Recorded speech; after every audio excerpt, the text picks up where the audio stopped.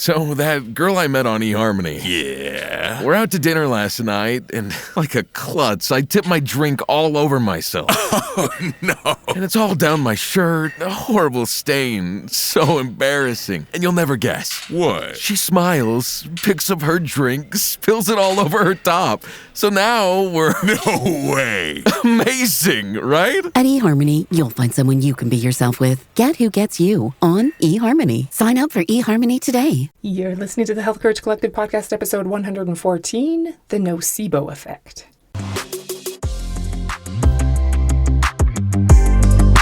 Welcome to the Health Courage Collective podcast, the show for women who are too busy to slog through hours of generalized, inapplicable, and often contradictory health information, but too smart to ignore that a few minutes of focused attention now can prevent years of suffering in the future.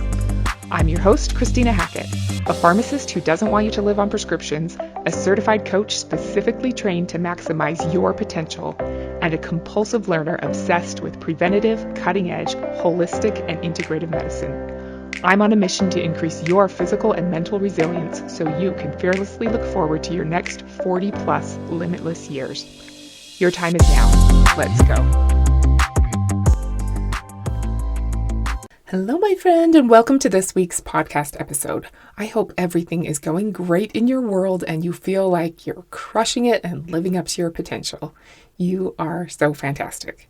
How's your stress recovery? Did you come up with a few ideas of ways to recover from daily stress? Are you recognizing that even unseen, hidden stress can be taking its toll without you realizing it? Or things that aren't that bad compared to other people's lives so you don't feel you, quote, deserve to feel stressed because of them? They matter. Those sneaky, unseen stressors can sap your energy reserves and diminish your resilience, so replenishing yourself can make you a little closer to superhuman. Like you found another gear you didn't know you had, even if you didn't necessarily feel stressed to begin with. Let's start out today by talking about prisons. What do you know about them? I don't know much, aside from the fact that I know I never want to be in one and that the U.S. needs some serious prison reform, but I'm not smart enough to even guess at how that should be done. And that I'm fascinated by the Alcatraz tour. It's so cool. And this one other old prison we stumbled upon in Deer Lodge, Montana, of all places. It was really great. I want to go back. So if you ever find yourself in Deer Lodge, Montana, go there.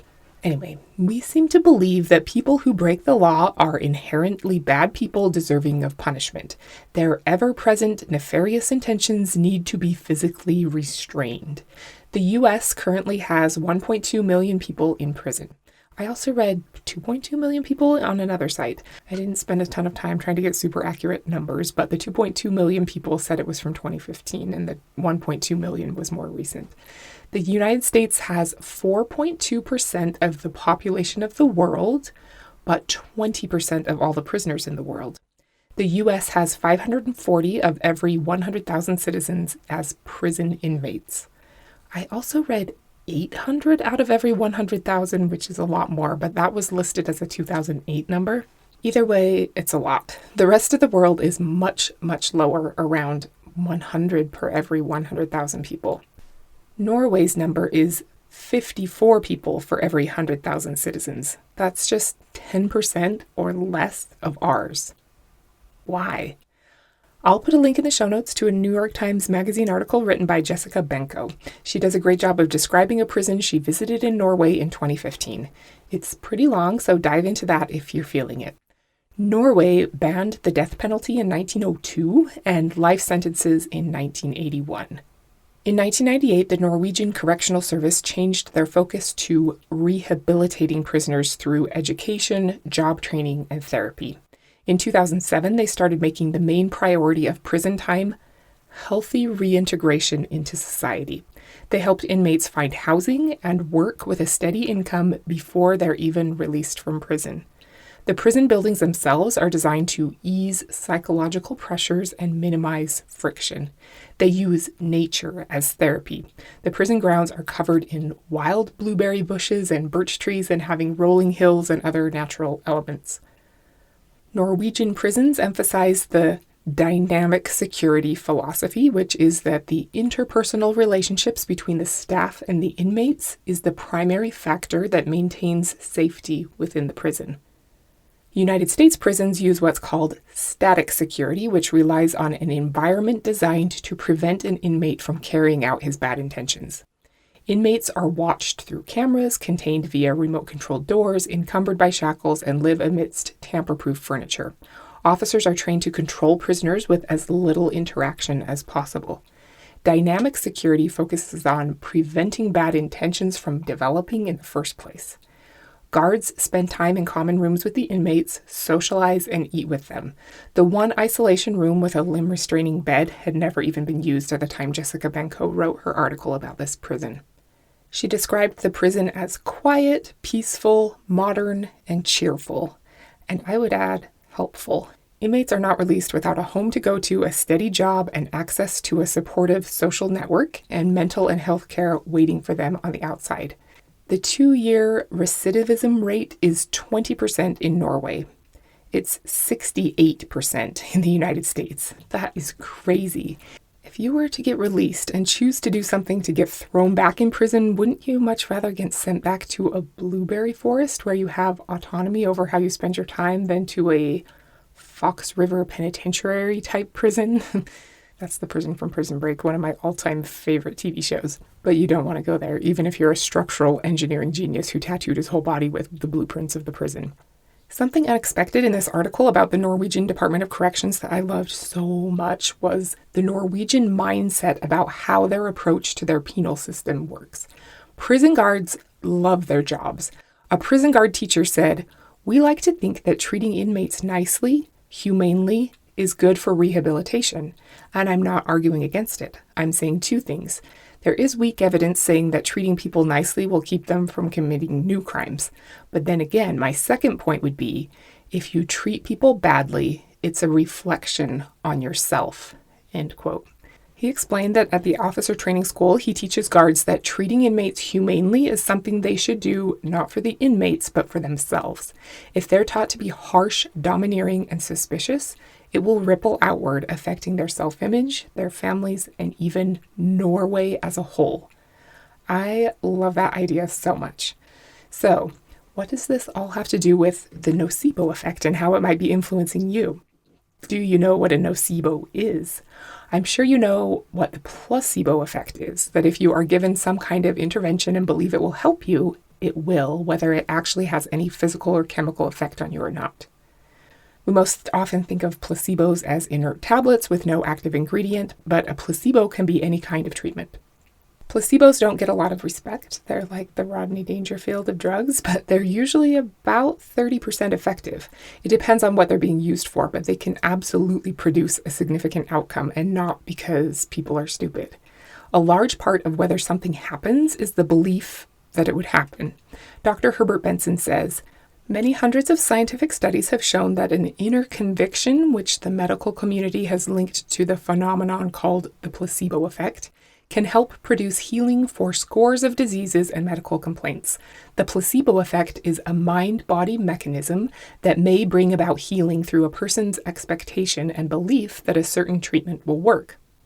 Scientific research now shows that the miracles of the self-healing powers of the mind and body are no less significant than the miracles wrought by many drug and surgery treatments.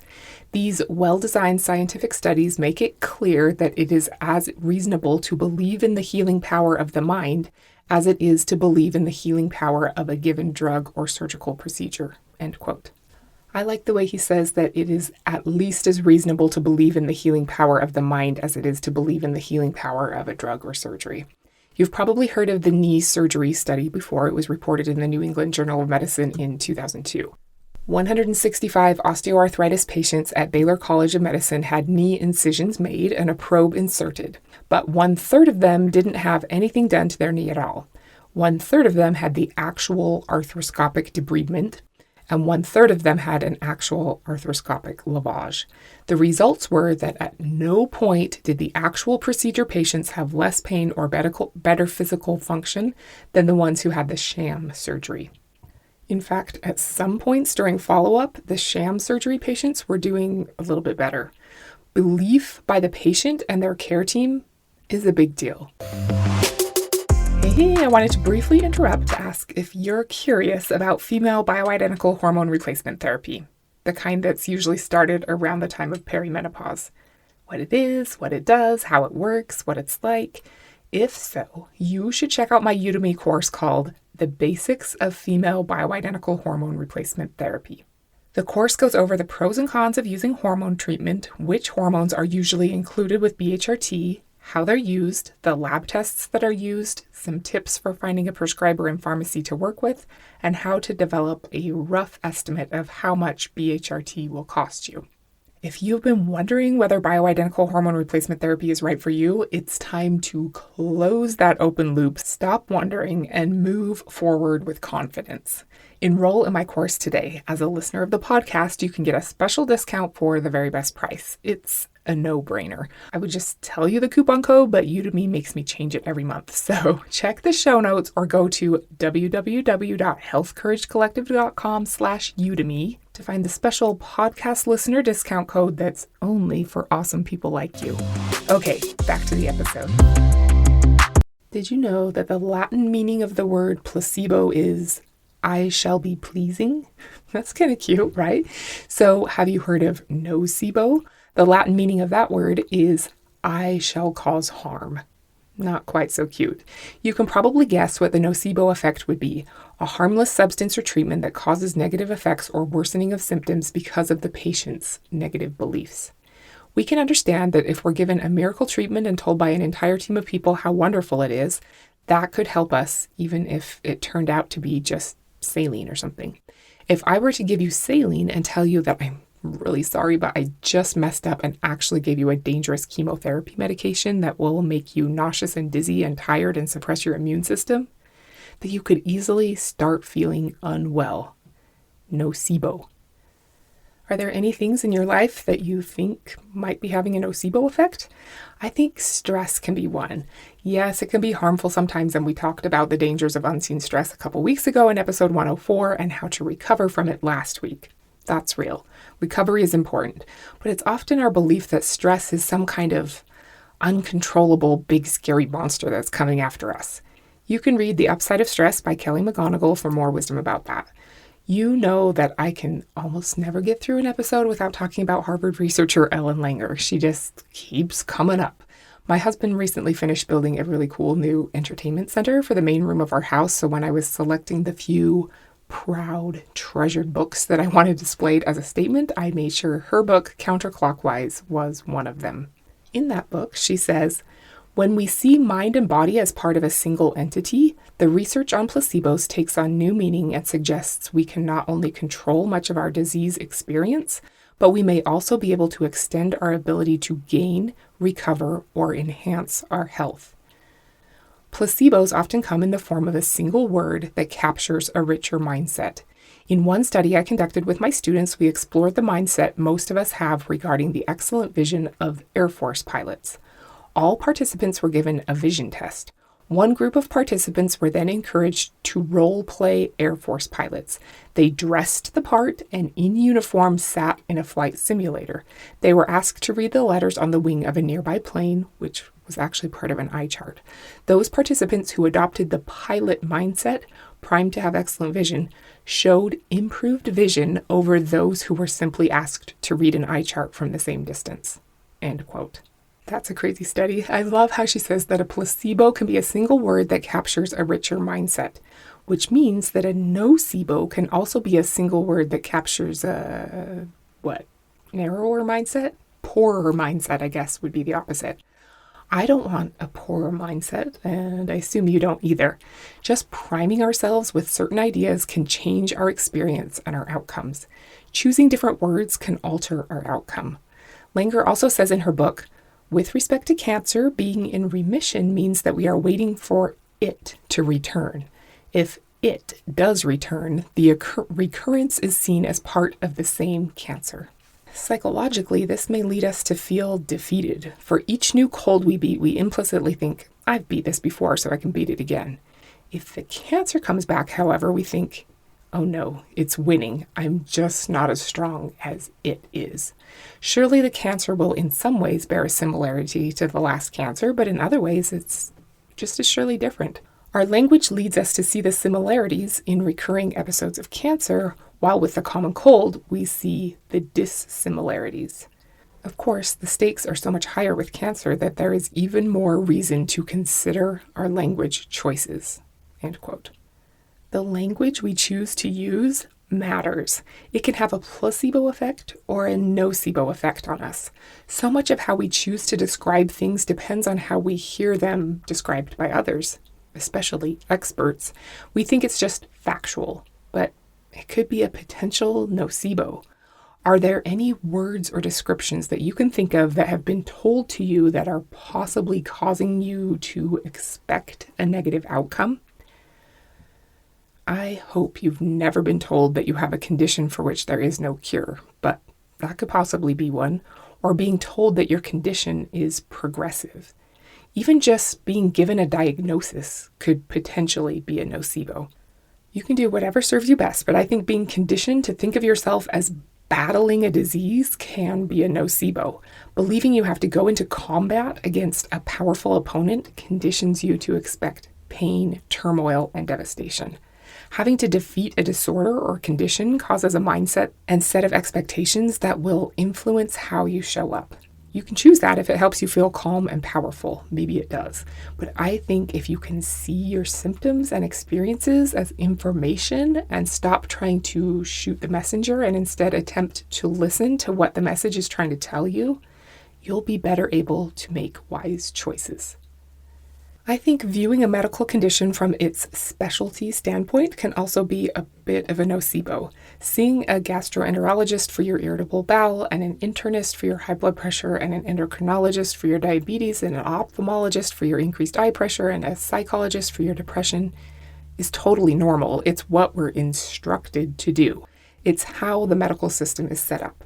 And I'm not saying it's always wrong, but I think it can be a bit of a nocebo to think of yourself as an unlucky person who's been burdened with 5 completely separate diseases, each with their own set of requirements to be able to manage. We're all kind of taught that health problems are these scary, uncontrollable things that might randomly happen to us at any time, and that they're outside of us and must be squelched as thoroughly and quickly as possible. I think this is partially because it's true for the things that conventional medicine does a great job of treating.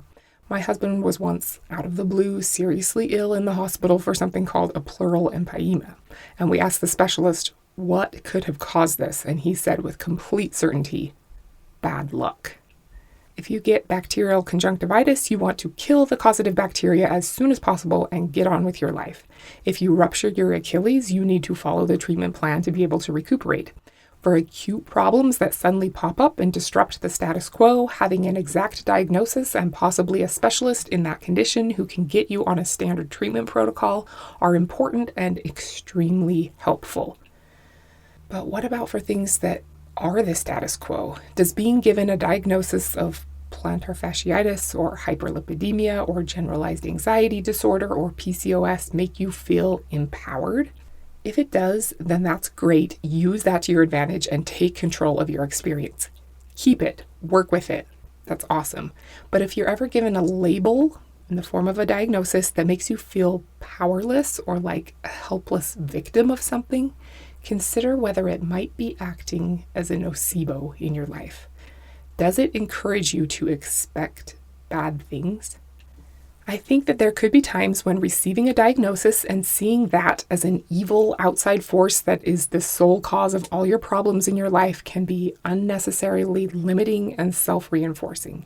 If you feel like you've been unluckily doled out a defect that makes you less than other people, you are less able to see the opportunities to create the life you want and all the ways you have what you need inside of you to be your best self. When all you can see is one thing and all you can focus on is killing it or reducing it, and you see your specialist as your savior, the one who might finally be able to keep the evil thing away from you, you might be missing the bigger picture or the greater opportunity, the richer mindset.